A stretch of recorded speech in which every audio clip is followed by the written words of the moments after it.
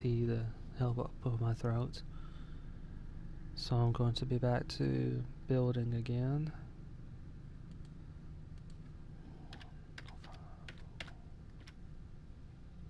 And I'm going to be working on the house that's right here. I placed in part of the driveway to start it off from before.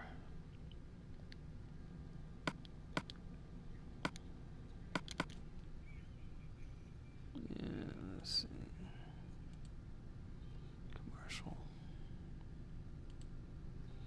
Okay, so 1, 2, 3, 4, 5, 6, 7, 8, 9, 10, 11, 12, and what I'm doing here is figuring out how wide it should be. 2, 1, 2, 3, 4, 6, 7, 8, 9, 10, 11, 12. In the game itself, this can be both an advantage and a disadvantage to use the houses right here. It's a danger to use it if you don't realize the dangers involved with it. And that is the fact that the zombies aren't going to climb the type of fence that surrounds this house. It's too high for them. But the problem, and it completely surrounds the house, by the way. But the problem is not that the fence surrounds the house, per se. Well, actually, in a way, that is the problem. The thing is, there's only one way in and out. So that means for a single random zombie wandered around, then it's much harder for a single zombie to find this house and to get in. There's only one way to get in. However, if you ever have to deal with a horde, it's a different story, and the situation quickly turns dangerous in that situation. What this means is that a single horde of zombies can block off this house and block off your only means of escape. So the fact that there's only one way in is an advantage and a disadvantage at the same time. So yes, it can help keep you from being found by zombies because there's only one way to get in it, one way to get to the house, but it also traps you. But if you understand that and you work on that, then it becomes a little bit safer.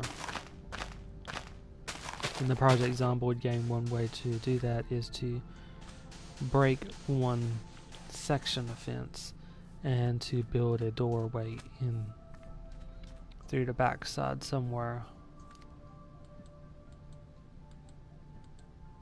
which would allow you one way to escape should you need to.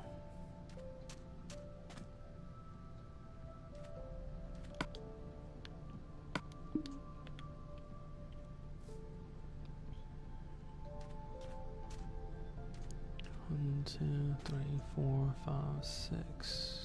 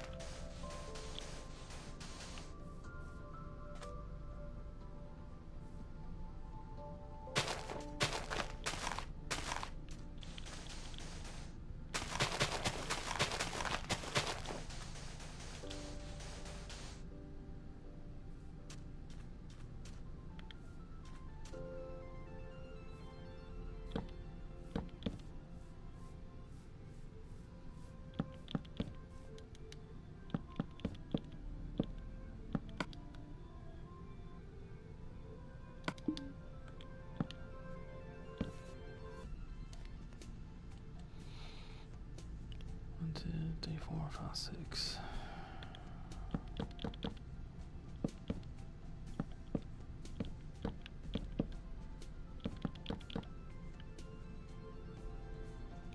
So 3 of them.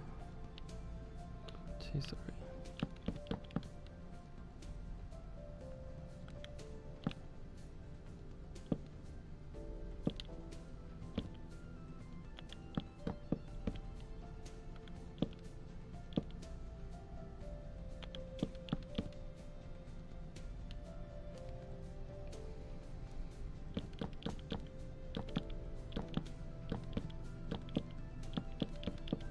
And I'm basically using the fence to pace out exactly how this should be.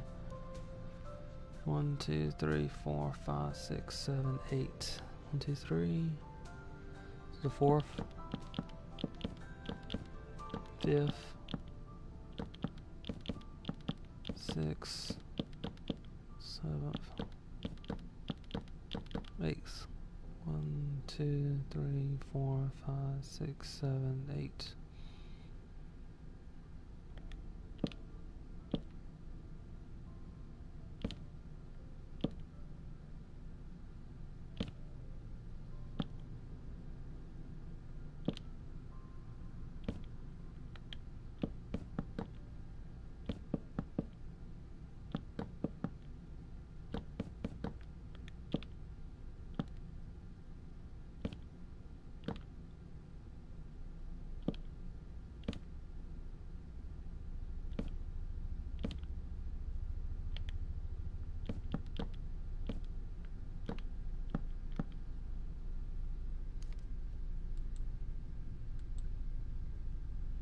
Two, 3, 4, 5, 6, 7, 8, 9, 10, 11, 12, 13, 14, 15, 16. So I've got 16 to do on the side. 1, 2, 3, 4, 5, 6, 7, 8, 9, 10, 11, 12, 13, 14, 15, 16. Count it again. 1, 2, 3, 4, 5, 6, 7, 8, 9, 10, 11, 12. 1, 2, 3, 4, 5, 6, 7, 8, 9, 10, 11, 12, 13, 14, 15, 16, 16. So 1, 2, 3, 4, 5, 6, 7, 8, 9, 10, 11, 12, 13, 14, 15, 15, 2, 3, 4, 5, 6, 7, 8, 9, 10, 11, 12, 13, 14, 15, one more, 16.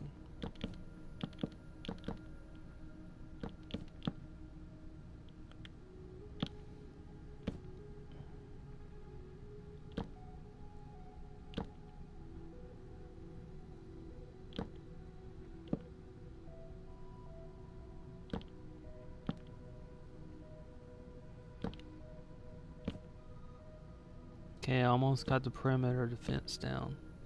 And you can sort of see in a way how it is both beneficial and a disaster to use this. It's a disaster to use it if you go into this place thinking that it's completely safe. And this is not the case. Even if there's only one way in, as I was talking about before, it is not hard for one horde of zombies to block off that exit, at which point you are trapped.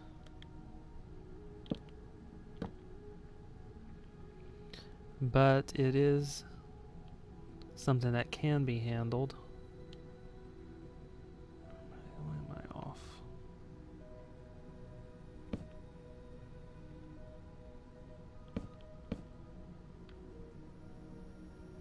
If you just simply go into it knowing exactly where all the faults are.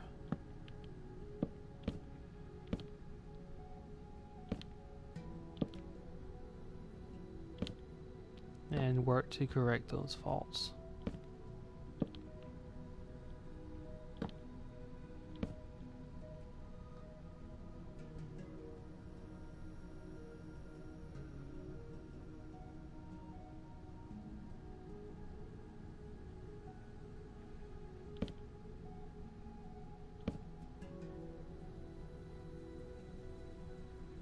Seem to have gotten off somewhere.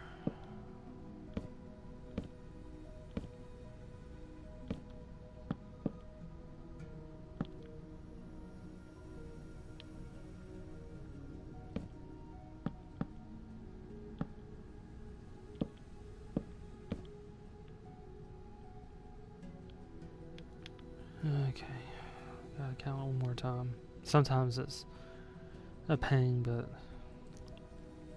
I have to do it. 1, 2, 3, 4, 5, 6, 7, 8, 9, 10, 11, 12, 13, 14, 15, 16. I must have gone off with the number and accidentally put one too many.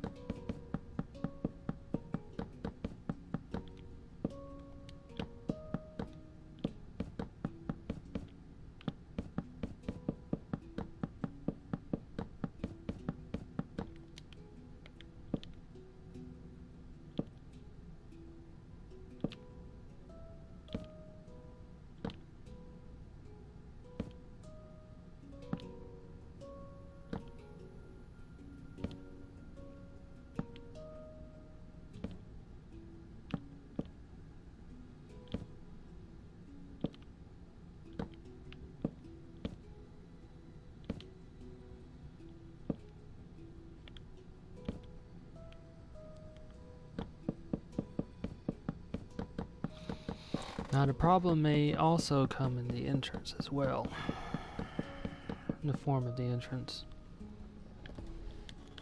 and that is getting the distances exactly right, which, as I said, can be a headache, especially when translating. 2, 3, 4.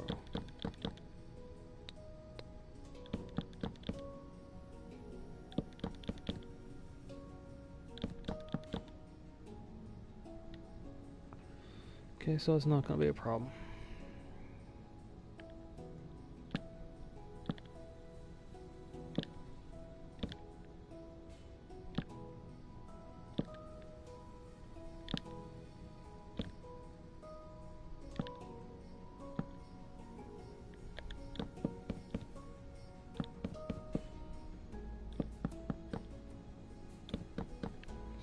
And the danger to this house is also depends upon how you set up zombies.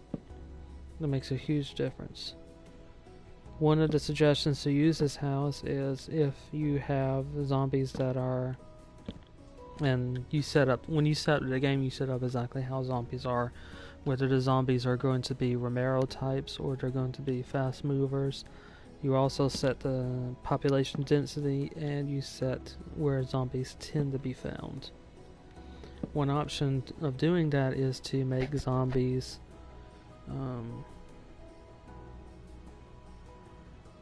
only rural based. That means basically inside the town itself. You find most of the bulk of the zombies in the town. That doesn't mean you can't run into zombies out of town.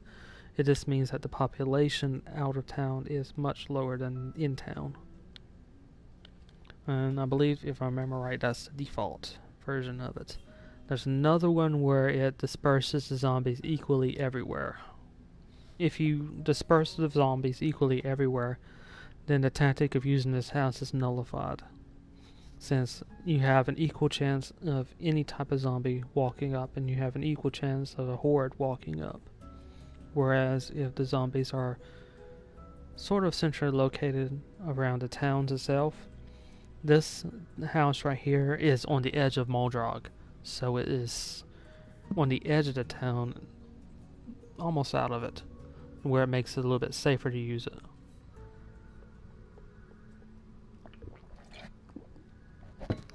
That said, you still would want to have your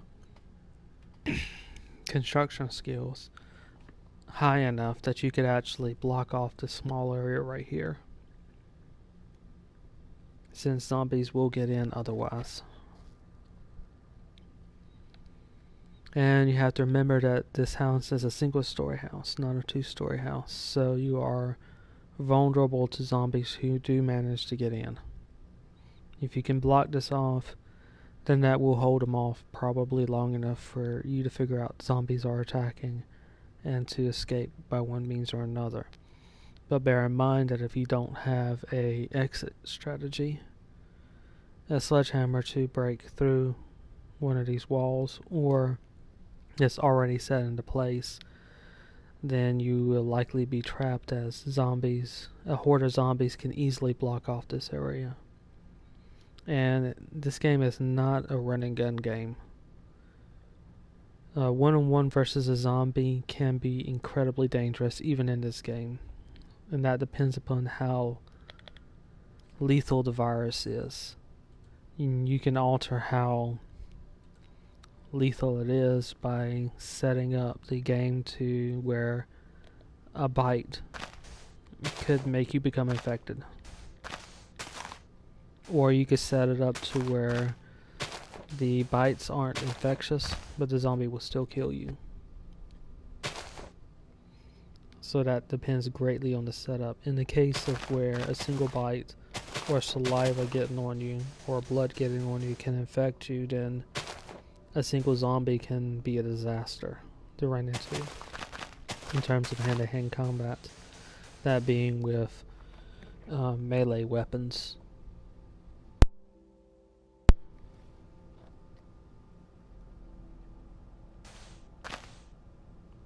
So one zombie is a danger. But even on the other settings, 2 zombies, 3 zombies, manageable but dangerous. You start getting into 5 to 6 zombies, you're better off running. 4, 5, 6, 7, 8, 9, 10, 11, 12, 13, 14.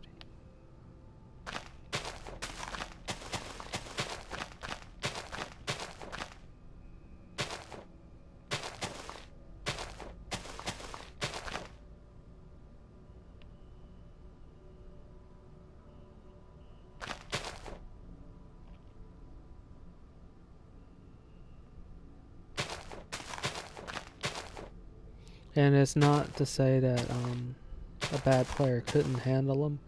It's just a risk versus a reward situation. In this game, it doesn't pay to go into combat lightly.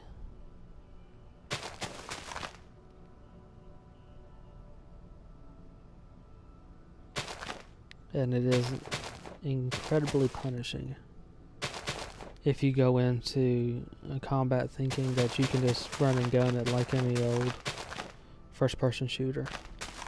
Of course, that's one of the reasons why I actually like Project Zomboid.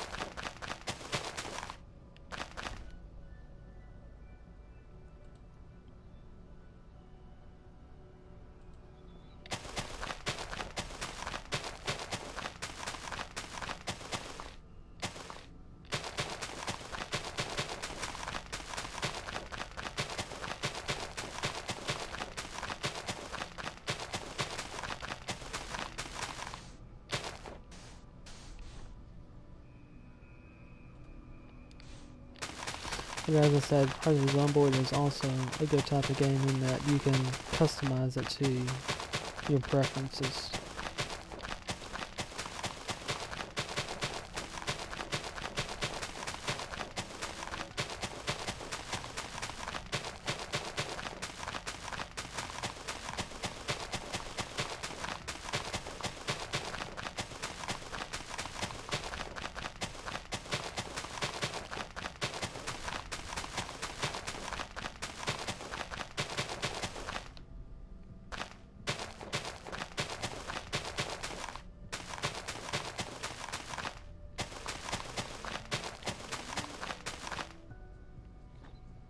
Okay, that's a bulk of the driveway in.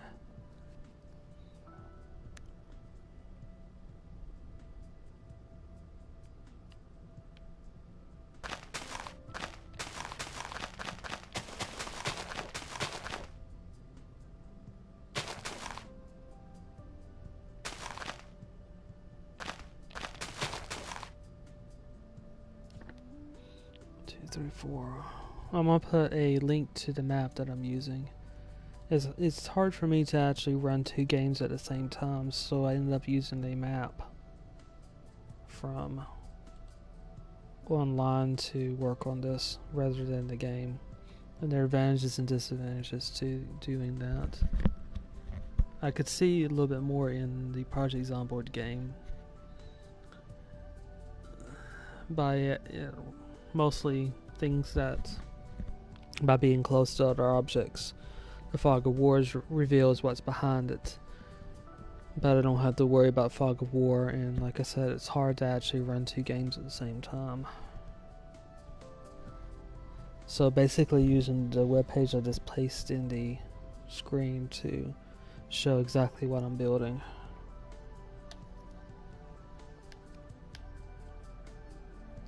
Okay, so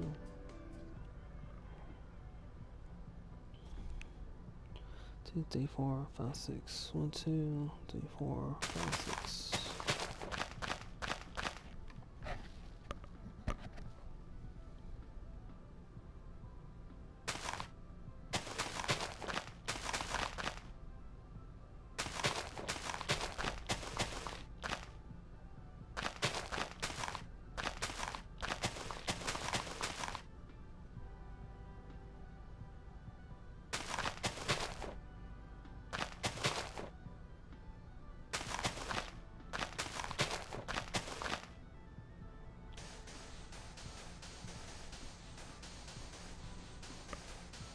Okay, that's the perimeter for the driveway in. As soon as I fill it in with sand, then I'll start working on the house.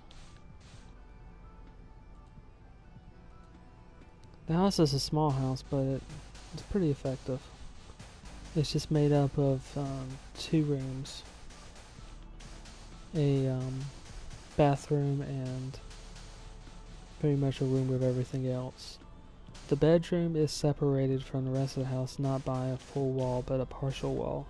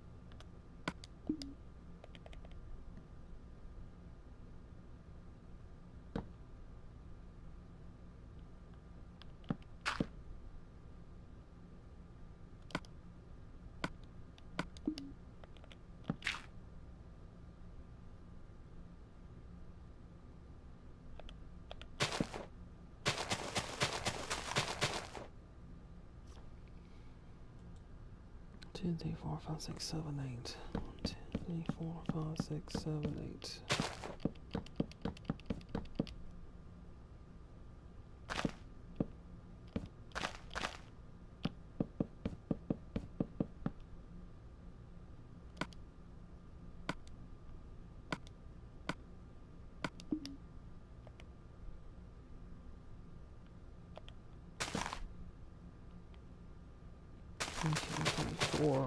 About right here is where there's a window looking into the kitchen and living and dining room area.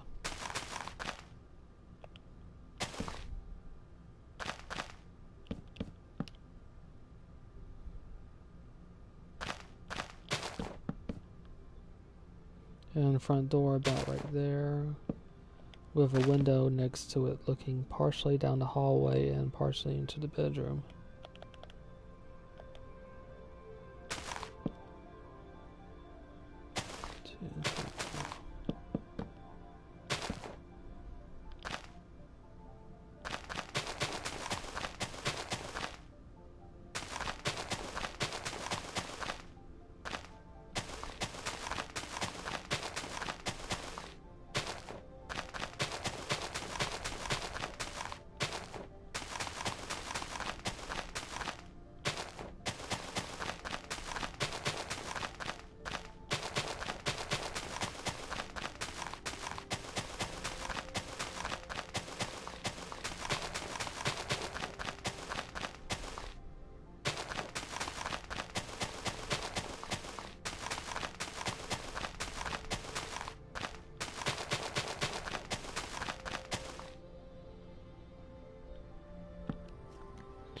see, 1, 2, 3, 4, 5, 6, 7, 8.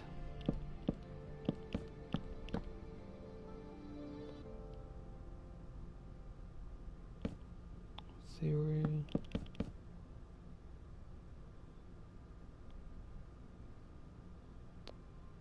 2, 3, 4.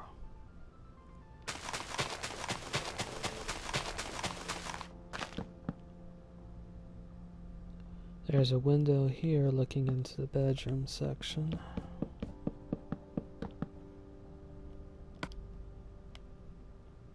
We use white terracotta for the bathroom.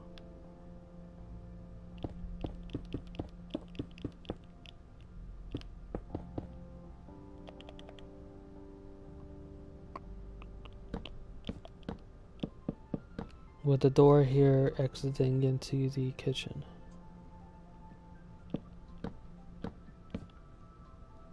And this is pretty much how it's set up. With the kitchen being here, living room, dining room, and being about here, right here. The bedroom is right here. With a bed right here in Project Zomboid. And this is blocked off from the rest of the house by this small hall. With a small wall. But not completely blocked off.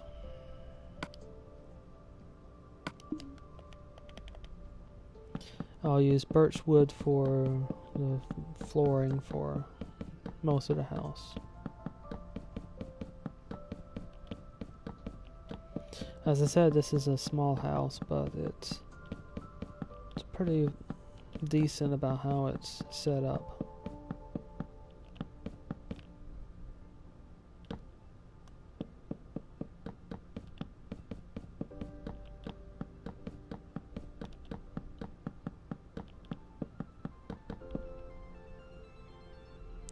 But it's also a danger. That is, if any amount of zombies were to walk in here. If you were to use this house without blocking off the entrance right here, by one means or another, if a zombie were to get in, then all it would take is for to break this window right here. And windows are fairly easy to break. Doors being longer, but there's also specifically a window right here. And that puts, if a zombie were to break this window and go in, it will put them right at the bed. So if you were sleeping here, you would easily be blocked off. So this house isn't safe as it is, but it can be made safer. As long as you go into it knowing the flaws of the house, and that flaws do exist. If you're going into it thinking that this house is completely safe as it is, then it's basically a trap.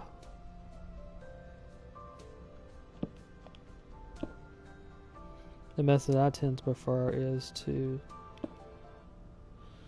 take a second story home and to drop a rope ladder from a hall window, or a window that from a room that I'm not really going to use, and then destroy the stairs.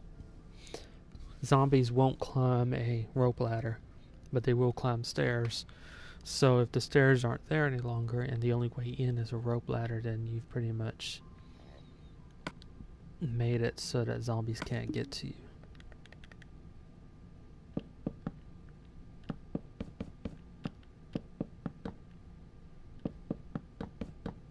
Of course, even that has flaws, because if the house were ever to catch on fire, then, well, you could end up trapping yourself. But it's important to realize that no plan is perfect. Every single plan, no matter what it is, has a flaw, some type of weakness to it. And as long as you are aware of these flaws, you can work with them far easier. Or you can manage the flaws. And sometimes that is what a game is about. Taking strengths and weaknesses and using them both effectively.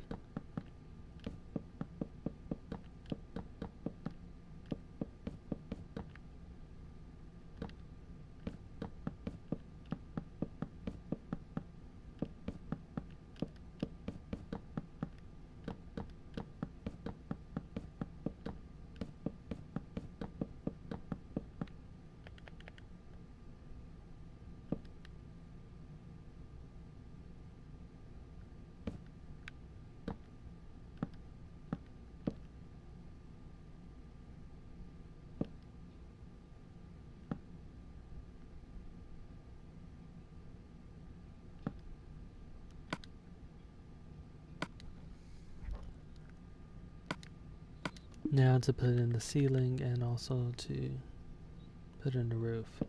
The roof is a blue tiled roof, so I'm going to use purple.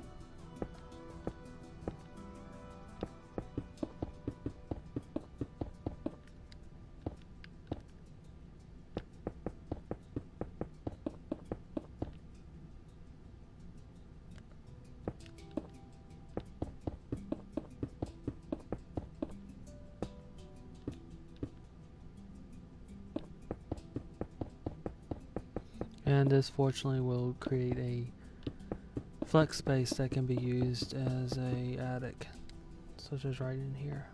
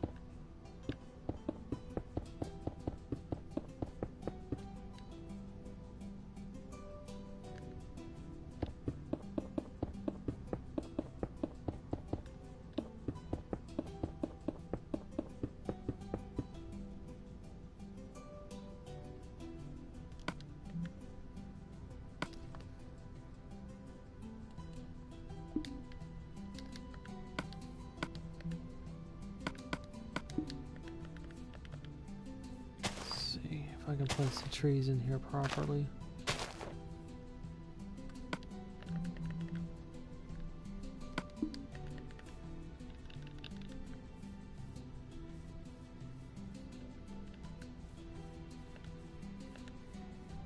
The danger is in that some of these trees are going to be fairly close to the fence.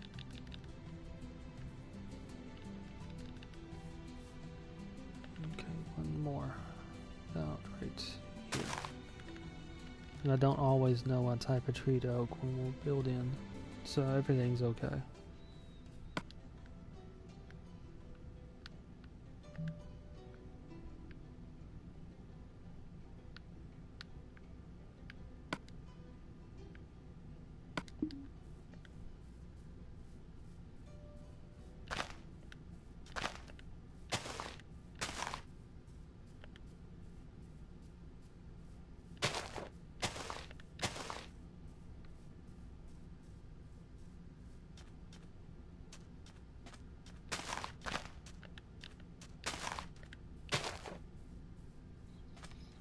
Okay, so that takes care of this house behind the fence.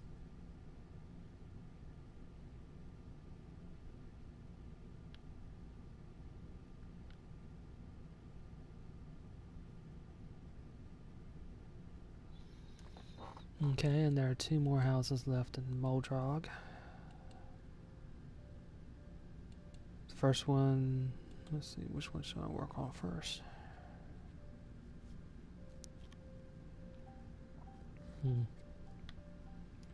I'm going to work on this house over here first, and work back towards this house over here.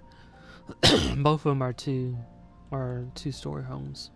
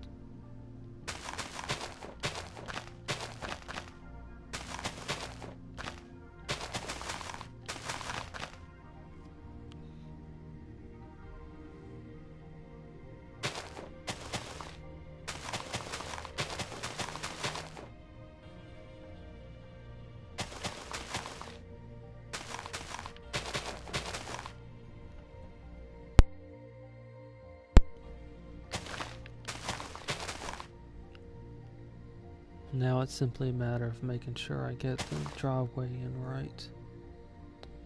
3.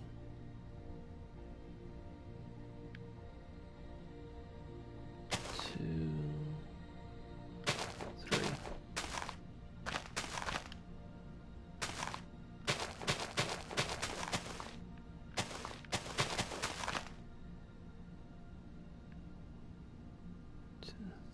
Okay.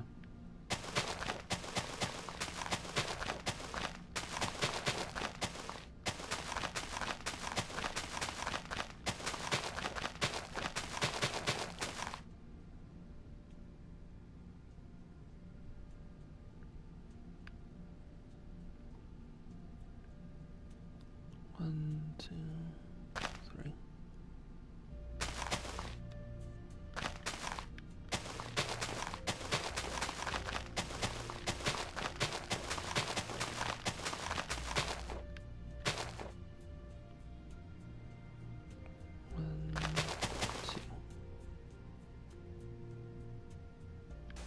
One, two, three.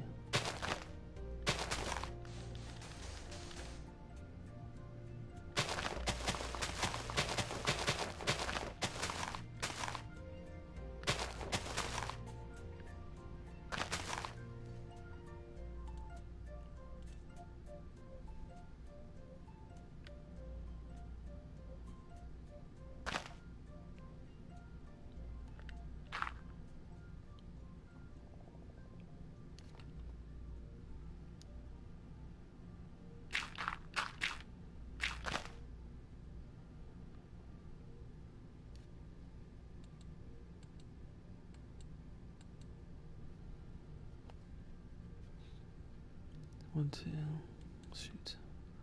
2, 3, 4, 5, 6, 7, 8, 9, 10. 10 from here. 6, 7, 8, 9, 10.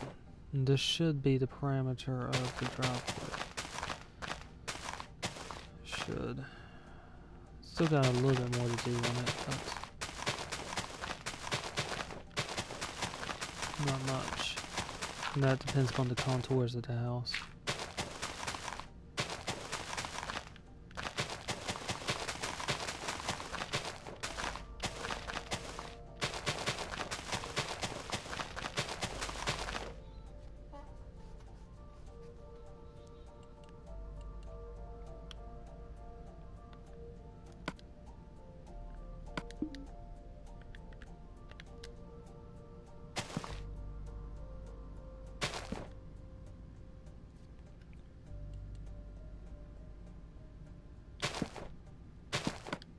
Okay, this is the the dining room area, and there are two windows looking into it.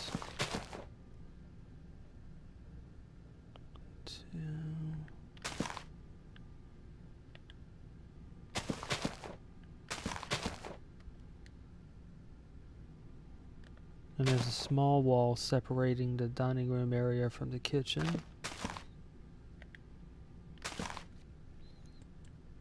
With a single window in the kitchen.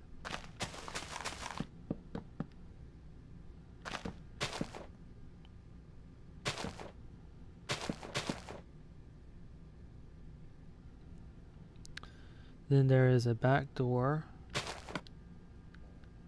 leading to a small patio.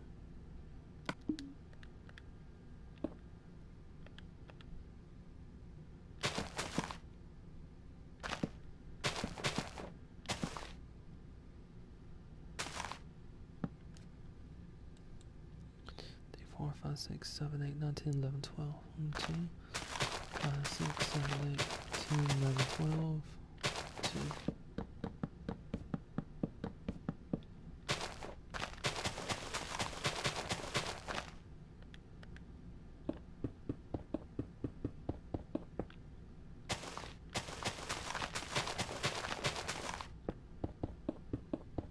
And I'm using a stone slab on the upper part of the block because that looks closer to what is actually there.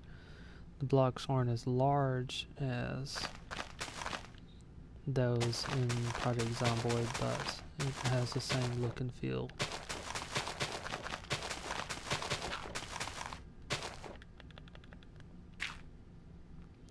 Two, 4, 5, 6.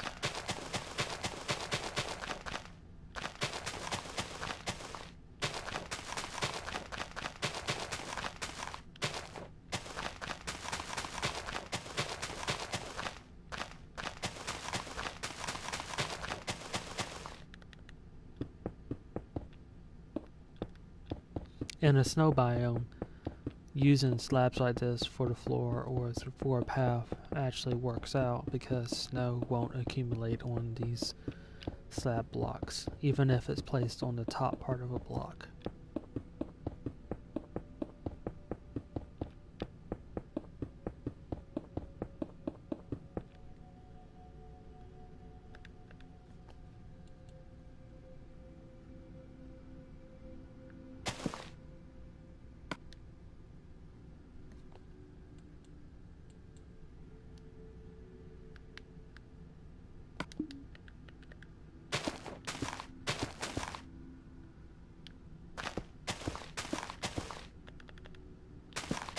I'll use white terracotta for the bathroom, and this one has a small half bath on the first floor.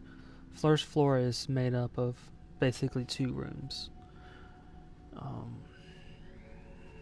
One room for the kitchen, living room, dining room, and living room. And each of these are broken up into smaller areas using partial walls.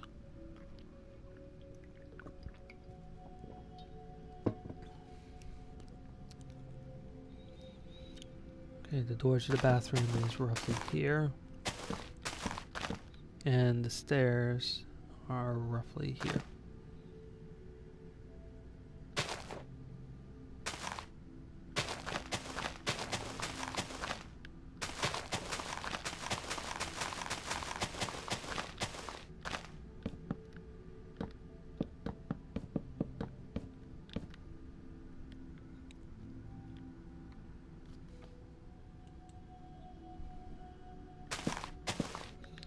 Then there is a window here looking into the living room area.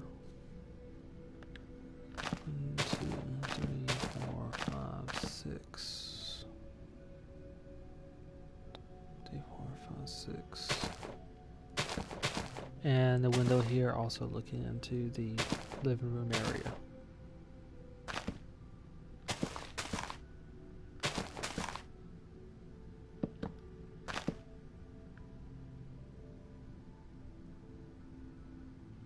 Then there is a window by the front door.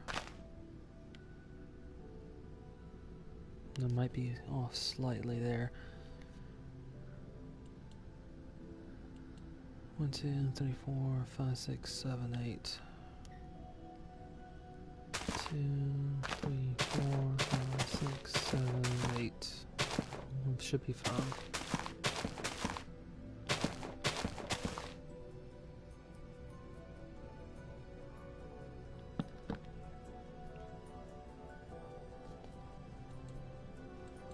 Oh yeah, that's right, it extends a little bit.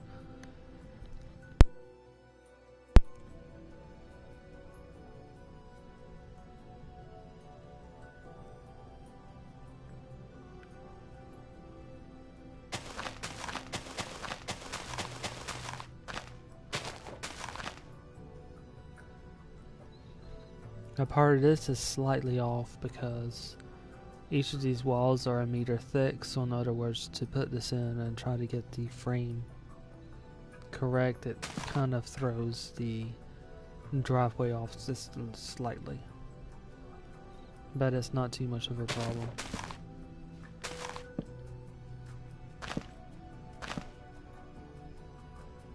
And these are the 2 partial walls.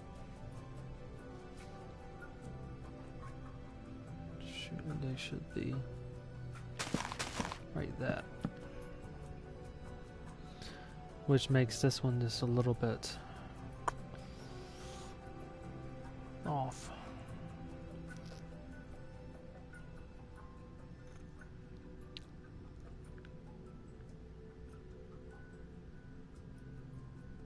Okay, I'm just going to move it back by 1.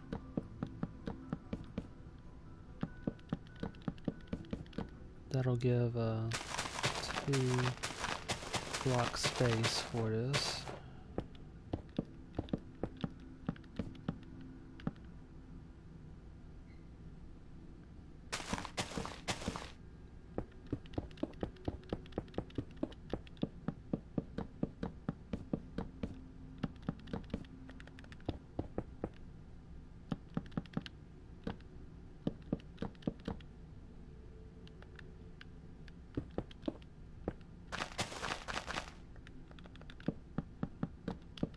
And this is a distortion I have to fix because of the fact that the blocks are 1 meter thick, and it's kind of, as I said, it's hard to avoid that sometimes.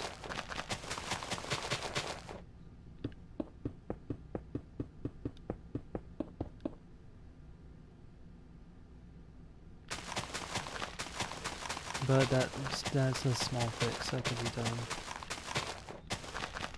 to adjust everything.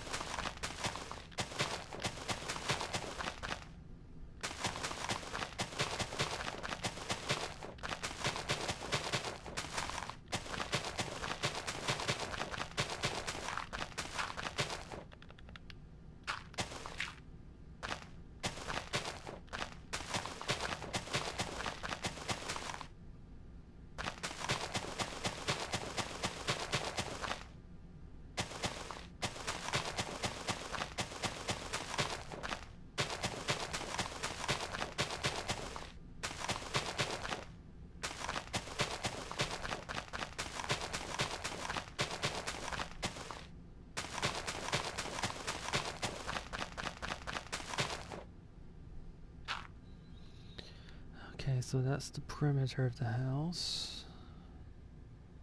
I'm going to use birch for the floors, for the first floor.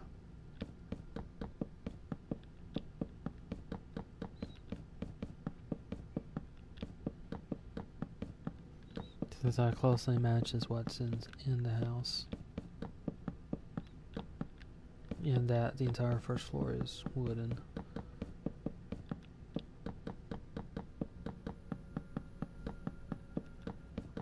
The floor, the first floor, except for the bathroom, which I used white terracotta for there. I might switch it to white wool, since that looks like tile. Then the walls to the first floor bathroom are tiled, so I'll do that now. In the city texture pack, the white wool just looks like tile, and this will allow me to bring the wall of the the half bath on the first floor and place it on the floor. So since I can't really, there's not really any wallpaper like designs in vanilla Minecraft. So the interior wall looks like the exterior wall.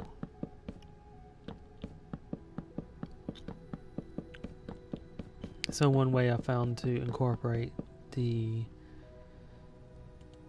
walls in from Project Zomboid is to place them as floors, or to use them as the floors.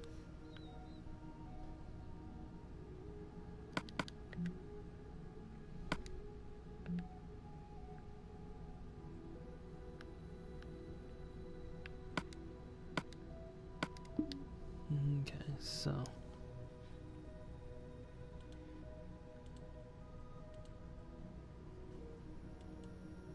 there's an exterior door at the back, no windows beside it, but there is a window in the kitchen area, and the back door goes into the kitchen area. There are 2 windows into the dining room area, both on the side of the house. There's a front door with a window right next to it at the front of the house. And there's another window at the front of the house looking into the living room, and one window on the side of the house looking into the living room. For doors, there is one interior door leading into the half bath on the first floor. There are door frames leading to the stairway and to the dining room from the foyer, but no doors in either case.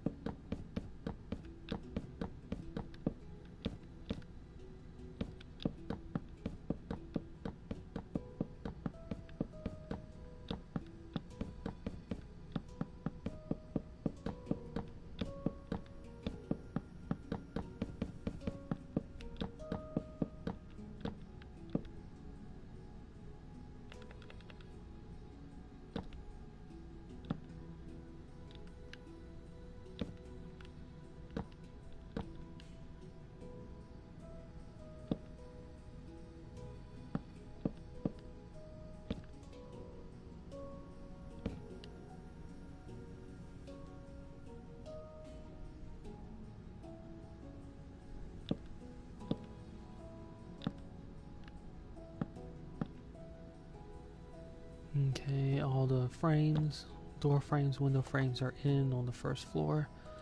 Now to move on to the second floor.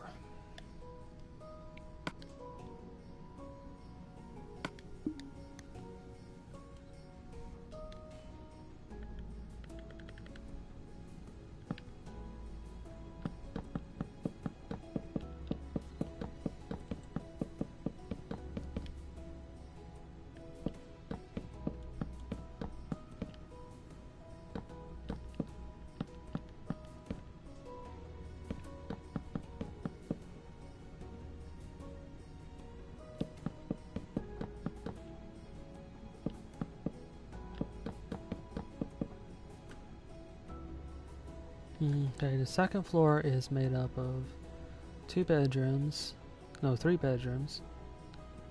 a full bath, and a hallway.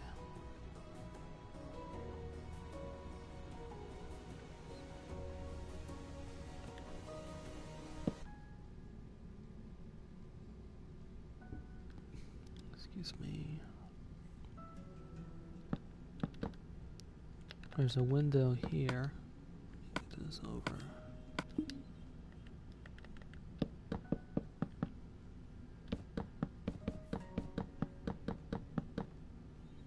One, two, three, four. Window here looking into another one of the bedrooms. One, two. There's also a hall closet as well.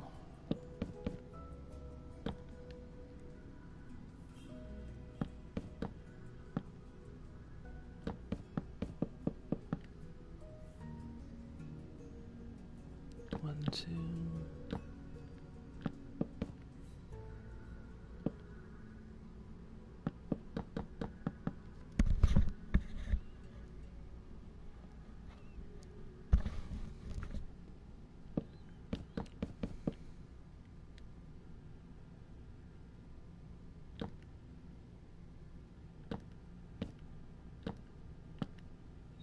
Okay, there's the hall closet.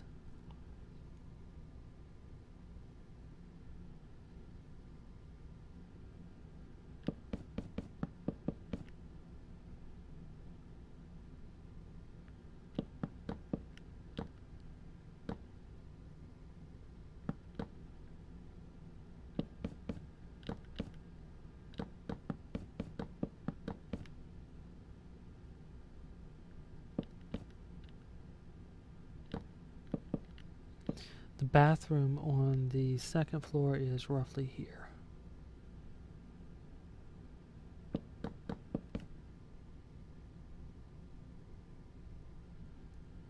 With a door there, and the master bedroom is right here. Door there. Door to bedroom 2 is right here, and the door to bedroom 3 is right here.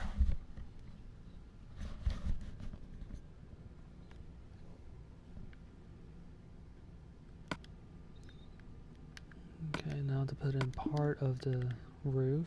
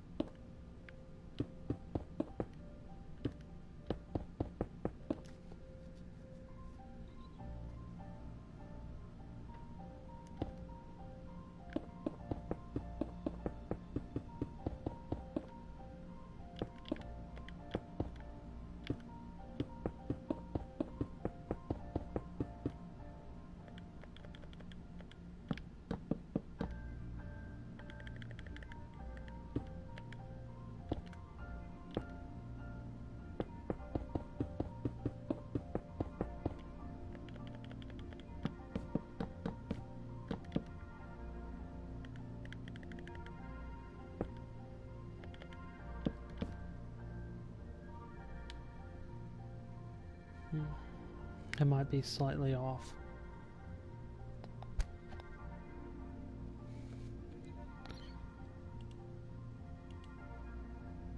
Yeah, I'm slightly off. Okay. That'll need me to adjust the second floor just a little bit. Some of the things don't make sense.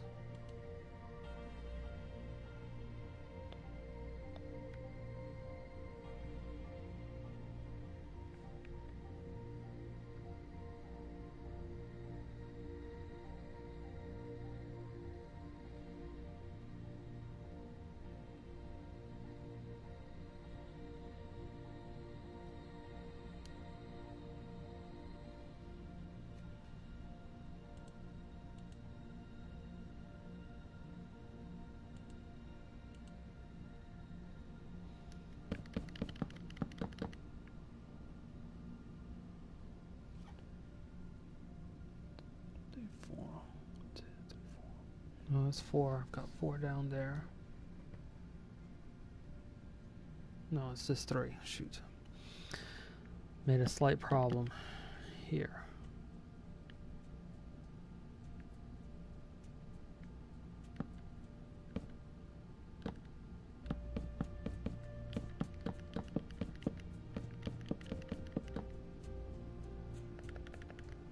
But it's easy to fix.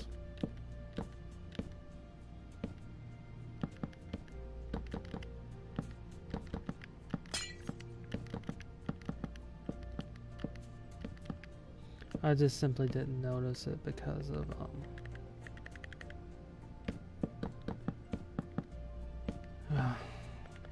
how different Minecraft is and the translations involved.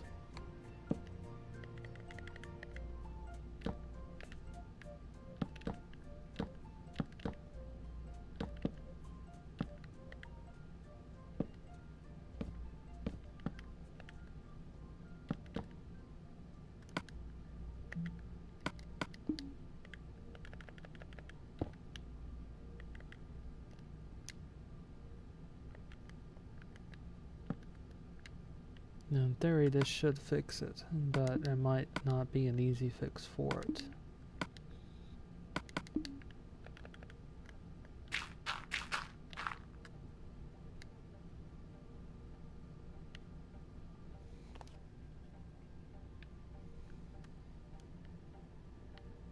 The second part of the problem is this right here.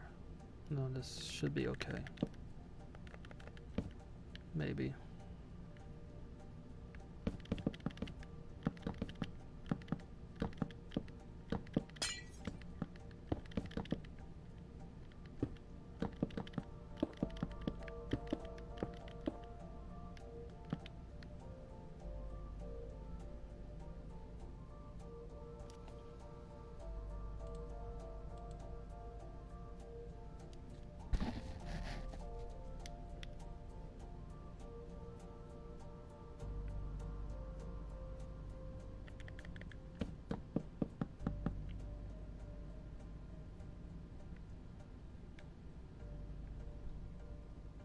Okay, that should work.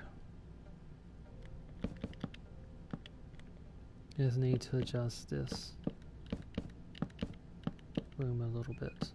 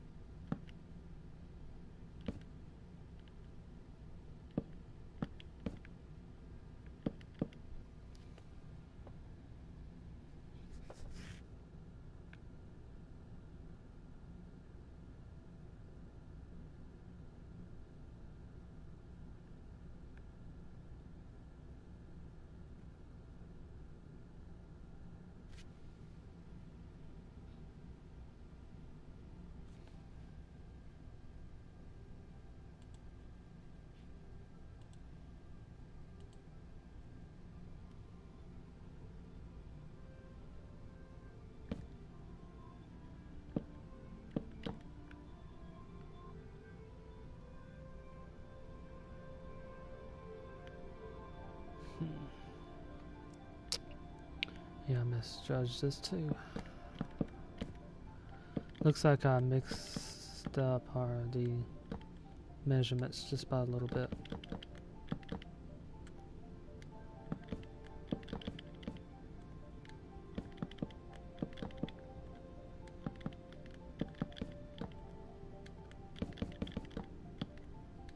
Particularly on the front of the house.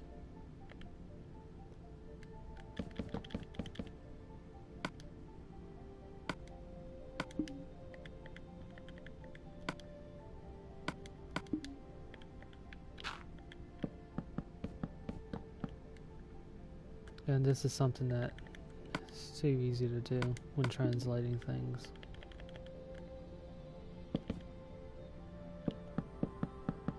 And I didn't notice it until I got to the second floor.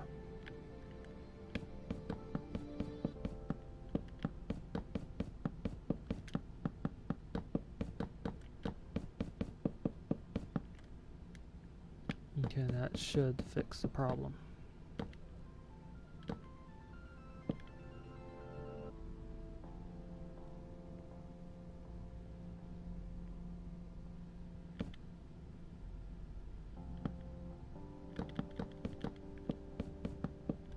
And allow me to make the bathroom a little bit bigger.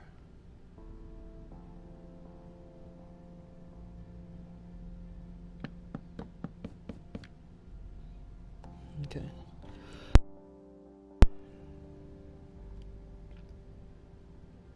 There's a window on the second floor where the stairs are.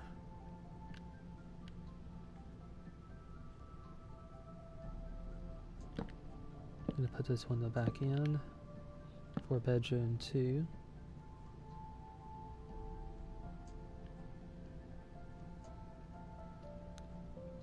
And there's a window right here. Well, this one needs to be a bit not as high.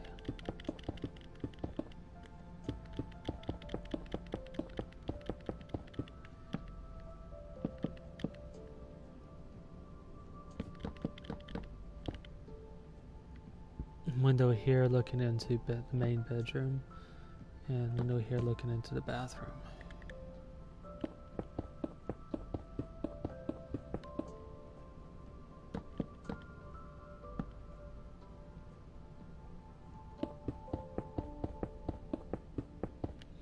That's as high as this thing should go.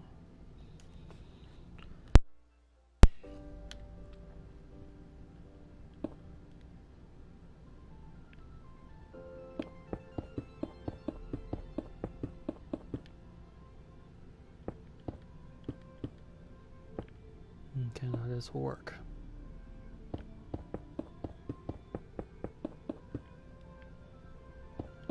Two-step method, 2 on the bottom part and 2 on the upper part of a block.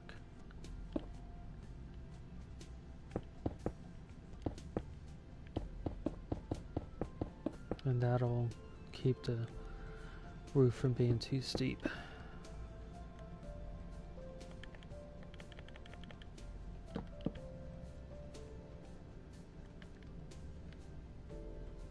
There are some parts that can't be easily fixed, such as, let's see here, right here,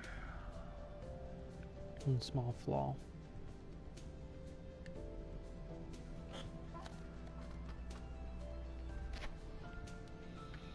Now I need to fix the roof on the living room.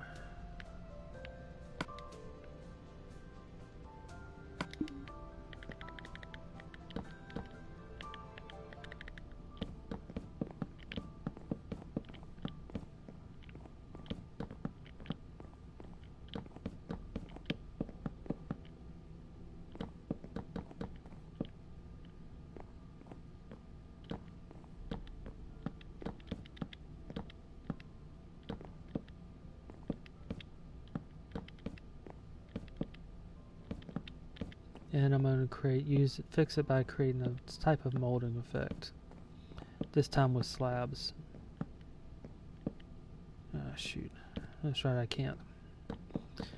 It's simply because these slabs are taking up the entire block.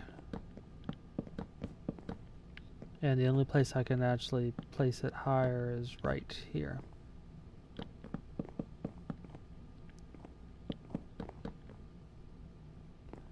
So, looks like I can't fix it there.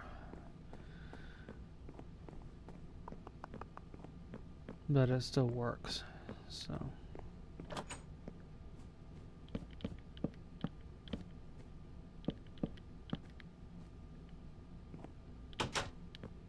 I'm gonna have to do this for areas where the roof is just a little bit lower or flatter.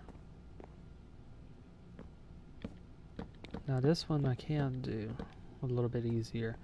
I'm going to use a molding effect right here. And what this will do is it'll make the kitchen ceiling seem a little bit higher.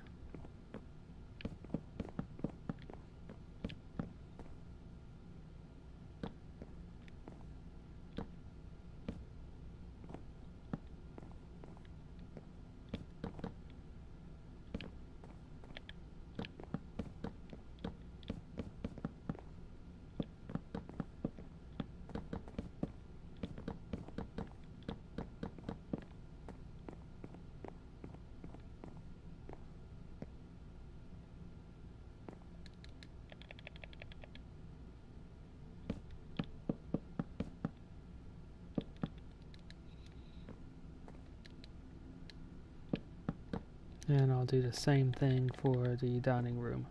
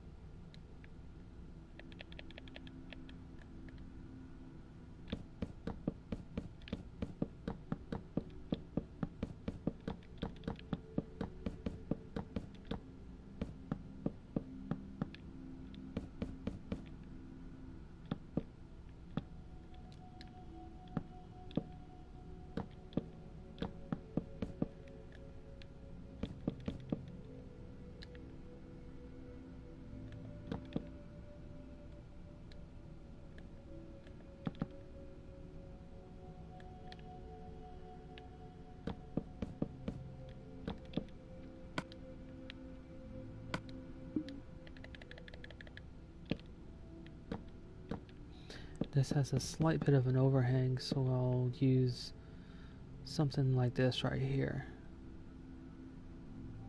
Make it stand out just a little bit.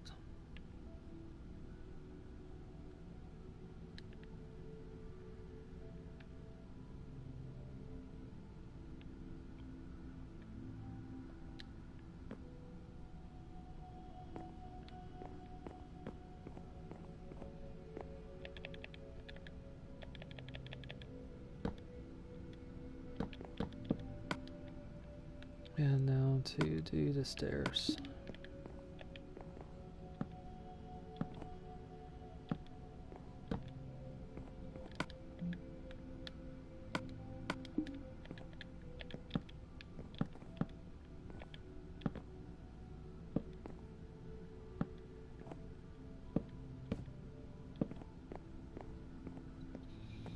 And in Minecraft, there's a small hallway behind the stairs that could be used as a closet. It's just not utilized in Project Zomboid. Maybe even a closet.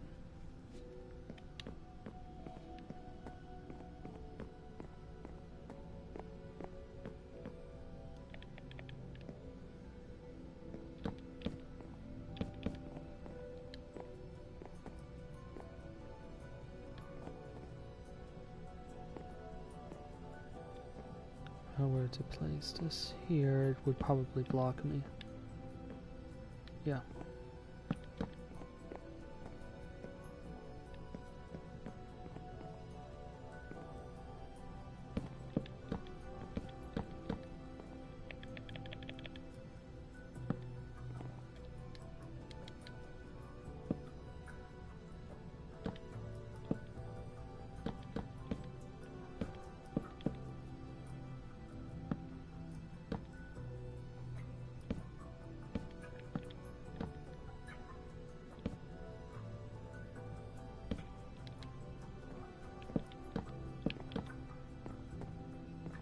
Okay, that should work.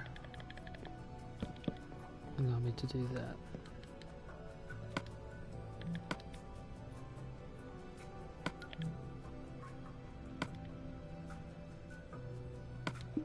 I'm going to use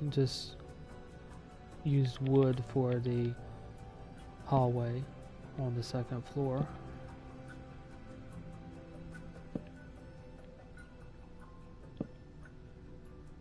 Okay, that's all the interior doors upstairs. The 3 bedrooms, bathroom, and hall closets.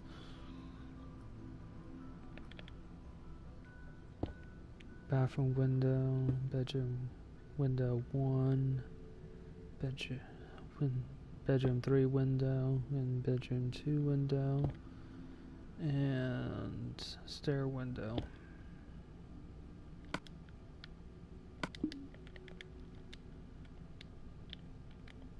Okay, now to build up the walls and make sure all the frames are in.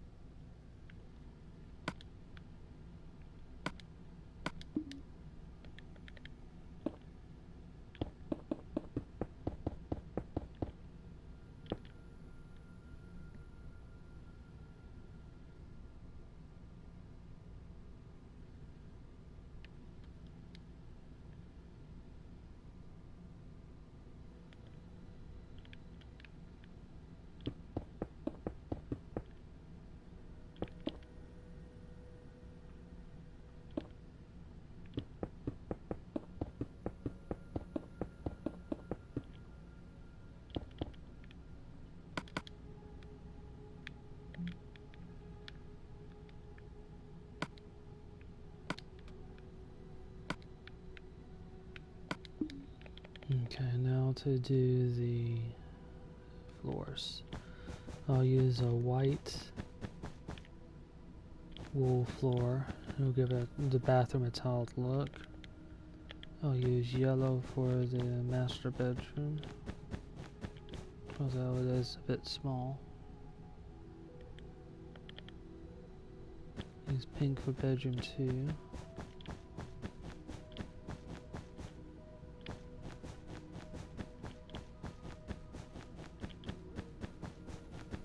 And light blue for bedroom 1.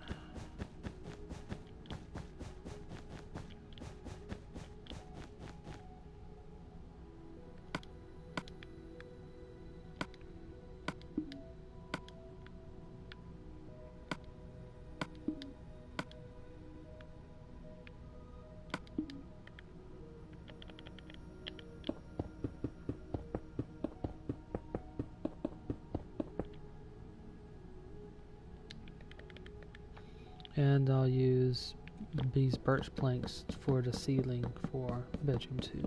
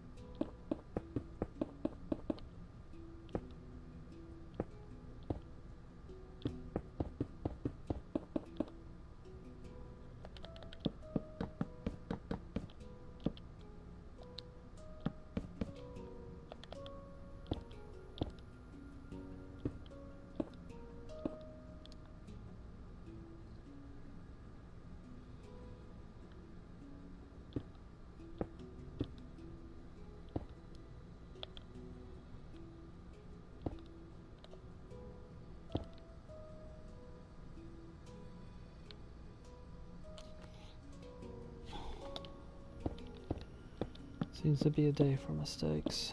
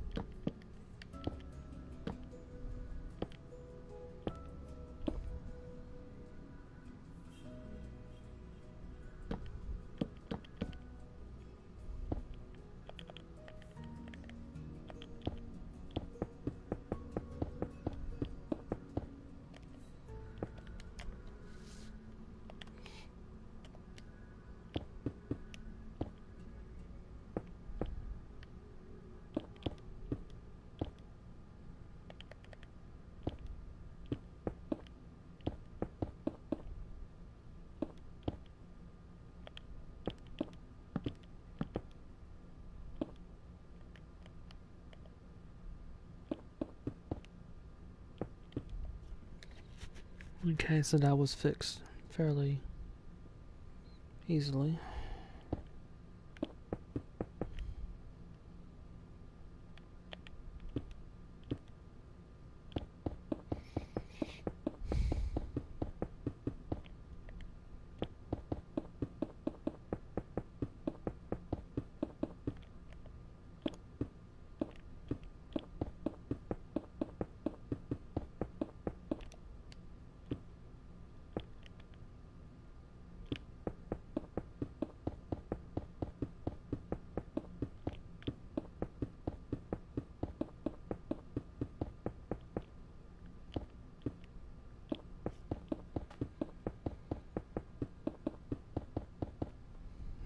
Okay, so that takes care of this fourth house during these streams.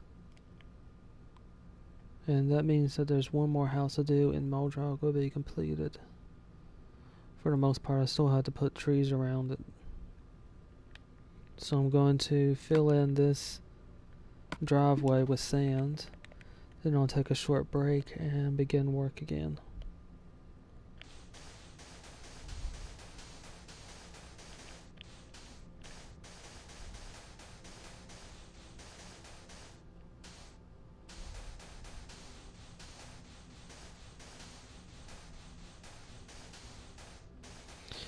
Well, I probably should put in the dirt part by the house as well. So I'll include that in as part of the driveway. For that, I'll just need a shovel, and then I'll use the dirt path to represent the dirt areas.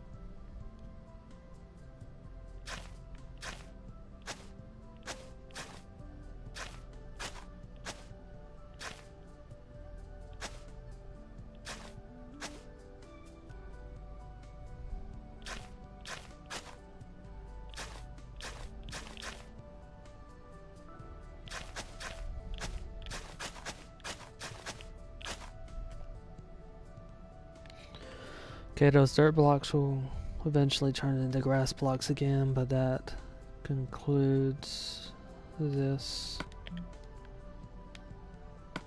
house. And I'll take one break and then I'll begin work on the last house in Muldraugh. From this point on, after I complete the house here, I'll be working on many of the side buildings outside of Muldraugh.